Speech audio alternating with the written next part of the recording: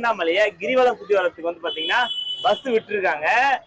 இந்த பஸ்ஸோட டைமிங் என்ன, எவ்வளவு நேரம் திருவண்ணாமலையை கிரிவலம் சுத்தி வருது இந்த பஸ், எந்தெந்த கோயில்லாம் வந்து சுத்தி காட்டுறாங்க அப்படின்னு சொல்லிட்டு பஸ்ஸோட அந்த டிரைவர் கிட்டே நம்ம கேட்டு எல்லாத்தையும் தெரிஞ்சுக்கலாம். என்ன வணக்கம்ண்ணா. வணக்கம் சார்.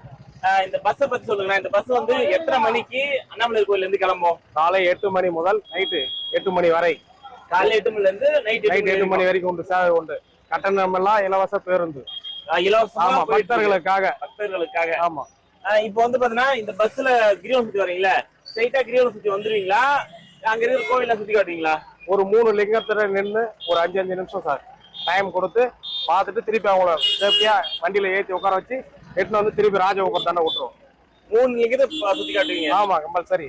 ஆனா மத்த லிங்கத்தெல்லாம் டைம் இருக்கும் போது அதிகம், டைமுக்கு ஏற்ற மாதிரி பண்ணுவீங்க. இந்த சேவை மக்களுக்கு எப்படி இருக்கு?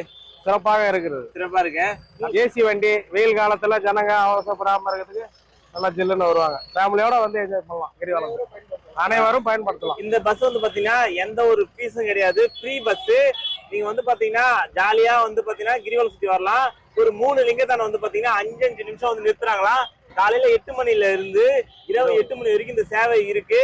இது வந்து பாத்தீங்கன்னா ரொம்ப பயனுள்ள ஒரு சேவை. ஏன்னு வந்து பாத்தீங்கன்னா நீங்க குழந்தைகளோட வரீங்க, வயசானவங்களோட வரீங்க அப்படின்னா இந்த பஸ்ல ஃப்ரீயா நீங்க கிரிவலம் சுத்தி வரலாம். இது ரொம்ப ஹெல்ப்ஃபுல்லா இருக்கு.